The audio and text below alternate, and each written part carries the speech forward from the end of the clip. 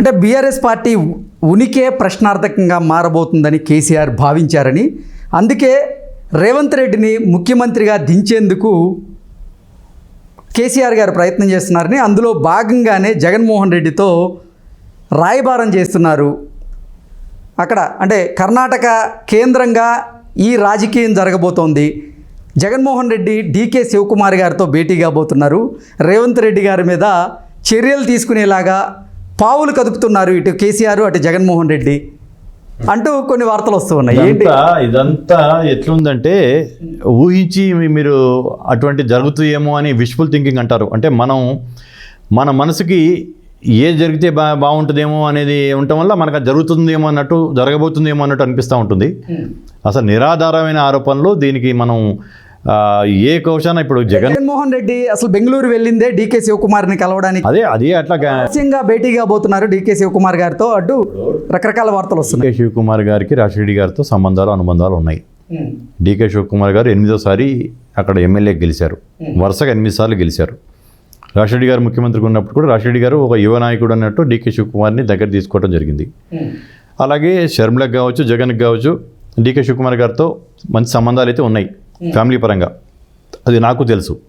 ఎందుకంటే నేను కర్ణాటకలో పనిచేసి ఉండటం వల్ల, మీరు ఇన్ఛార్జిగా ఉండటం వల్ల నాకు అక్కడ ఏంది పరిస్థితి అనేది నాకు తెలుసు. కానీ జగన్మోహన్ రెడ్డి అనే వ్యక్తి ఇప్పుడు మొన్న ఒకవేళ మీరు అన్నది ఏమన్నా 1% ఉంటే కూడా జగన్మోహన్ రెడ్డి తన ఎంపీలకి విప్పు జారీ చేసి, మేము పార్లమెంటు నుంచి స్పీకర్ ఎలక్షన్లో పాల్గొనము, ఇటు అటు 2 వైపులా పాల్గొనము అని చెప్పేసి అనాలి.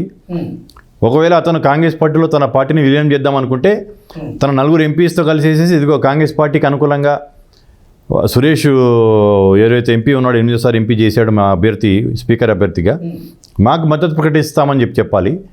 ఇప్పుడే అంత డైరెక్ట్గా రాకుండా పోయినా ఆబ్స్కాండ్ కావాలి, బయటికి తను ఆబ్సెంట్ కావాలి.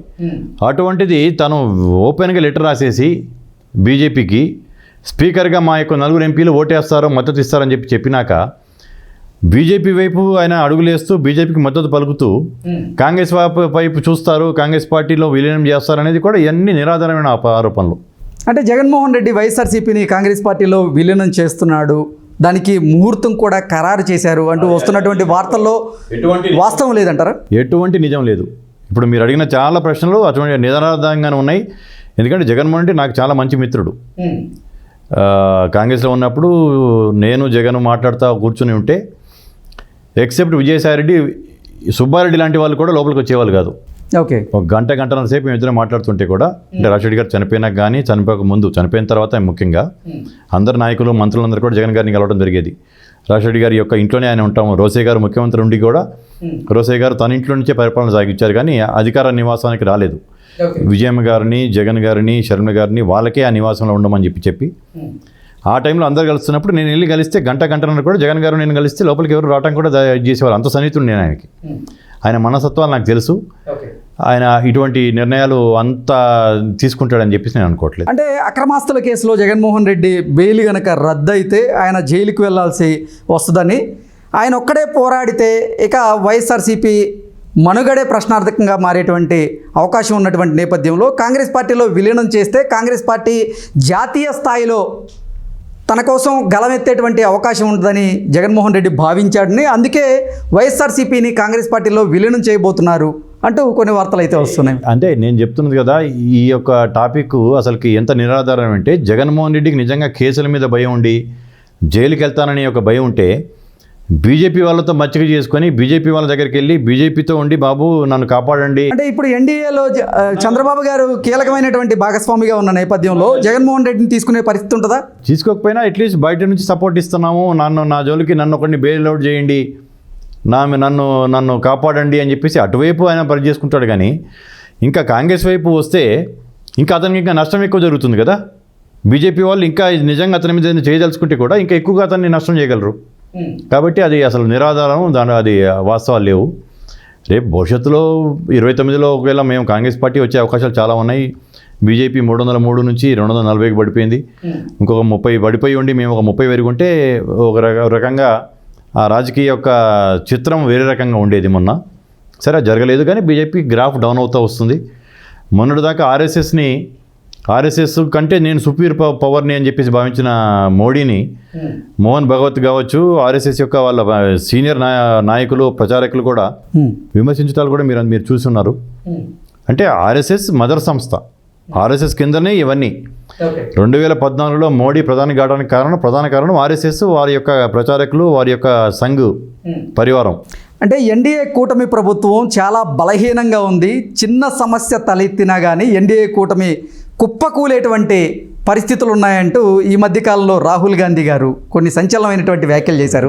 అంటే ఏంటి, ఎన్డీఏ కూటమిని కుప్పకూల్చేటువంటి పనిలో రాహుల్ గారు బిజీగా ఉన్నారా? అంటే మేము ఒక ప్రభుత్వాన్ని కూల్చడం అనేది మాది కాదు, అది బీజేపీ యొక్క సిద్ధాంతం.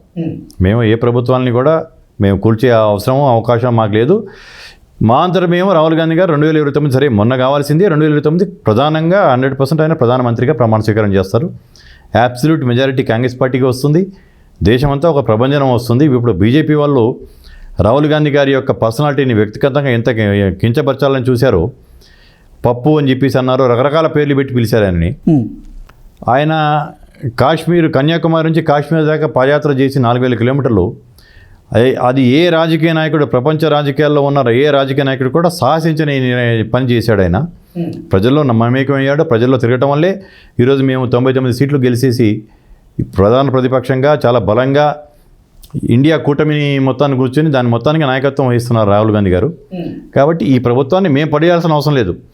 దాంట్లో ఉన్న ఇప్పుడు నితీష్ కుమార్ ఢిల్లీ వెళ్తే నా కారు డ్రైవర్ అంటుంటాడు, సార్ పల్టూరామ్ అని. పల్టూరామ్ అంటే ఏంది, కోనై పల్టూరామ్ అంటే పల్టూరామ్ నితీష్ కుమార్ని పల్టూరామ్. ఓకే, అంటే ఎప్పుడు ఎడిపోతాడో ఎటు జంప్ చేస్తాడో అనే దాని మీద పల్టూరామ్ అని హిందీలో అంటుంటారు అనమాట. ఎప్పుడు పల్టా ఏం చేస్తుంటాడు అంటే ఎప్పుడు ఒక దళం నుంచి ఇంకో దళానికి జంప్ చేస్తుంటాడో మారుతుంటాడు అనేది. అటువంటి నితీష్ కుమార్ మీద కూడా ఆధారపడి ఉంది కదా ఈ ప్రభుత్వం. ఇప్పుడు ఆర్ఎస్ఎస్కి బీజేపీకి లోపల చాలా రగులుతూ ఉందని. ఒకవేళ బీజేపీ ప్రభుత్వం ఐదేళ్ళు కొనసాగినా మోడీని దించడానికి ఆర్ఎస్ఎస్ కింద తలుచుకుంటే ఒక రోజులో దిగిపోతాడు అనేది మేము అనుకుంటుంది. కాబట్టి బీజేపీ ప్రభుత్వం అస్థిరంగా ఉంది, కానీ మేము పెరుగుతూనే ఉంటాం మేము. ఓకే, మొన్న జరిగినటువంటి సార్వత్రిక ఎన్నికల్లో కాంగ్రెస్ పార్టీకి తెలంగాణలో 12 స్థానాలు పైగానే వస్తాయి ఎంపీ స్థానాలు అనుకున్నారు.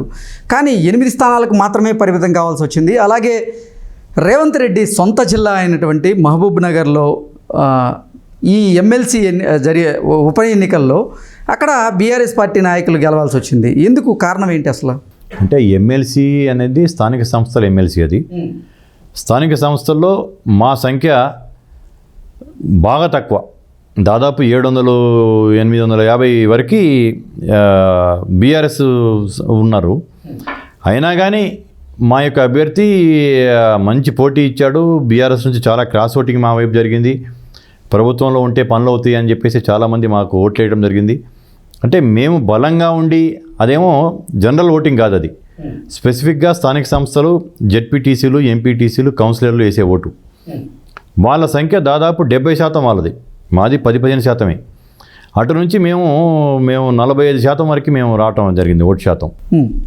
గెలవాల్సింది అంటే వాళ్ళ దగ్గర నుంచి ఇంకా పూర్తిగా మా వైపు వస్తారని చెప్పి మేము భావించాం. గెలవాల్సింది అది వాళ్ళు గెలవలేకపోయారు. కానీ అది కాంగ్రెస్ రేవంత్ రెడ్డి గారికి ఏదో ఓటమి అనేది కానీ ఆయనకి ఏదో ఉంది అనేది అనలేము. ఇక మీరు చెప్పినట్టు 12 సీట్లు నుంచి 14 సీట్లు గెలుస్తామని మేము ప్రగాఢంగా మేము విశ్వసించాం, నమ్మాం. హైకమాండ్ కూడా రేవంత్ రెడ్డి గారు చెప్పడం జరిగింది. ఎగ్జాక్ట్లీ. అటువంటిది 8 రావడం కారణం బీజేపీ ఆఖరి రోజు వాళ్ళ బీజేపీ నాయకులు, వాళ్ళ క్యాండిడేట్లు కూడా మాకు ఓట్లు వేయొద్దు, బీజేపీకి బీఆర్ఎస్ నాయకులందరూ కూడా బీజేపీకి ఓట్లు వేయడం జరిగింది. ఇప్పుడు మహబూబ్ నగర్లో వంశీచంద్ర రెడ్డి 4,000తో ఓడిపోవటం కానీ, లేకపోతే మెదక్లో మా అభ్యర్థి 40,000తో ఓడిపోవటం కానీ, ఈ ఓటములన్నీ కూడా బీఆర్ఎస్ ఓటు ఎన్మాస్గా. ఇప్పుడు 2009 మీరు చూడండి, 2009 ఎలక్షన్స్లో కాంగ్రెస్ పార్టీ అధికారంలో ఉంది. అక్కడ ఢిల్లీలో, ఇక్కడ రాజశేఖర్ గారు అంత బలంగా ఉన్నారు. ఎమ్మెల్యే, ఎంపీలు 2 కలిసి వచ్చినాయి. ఆ సందర్భంలో కూడా మెదక్ ఎంపీ సీట్ అనేది బీఆర్ఎస్ గెలవటం జరిగింది.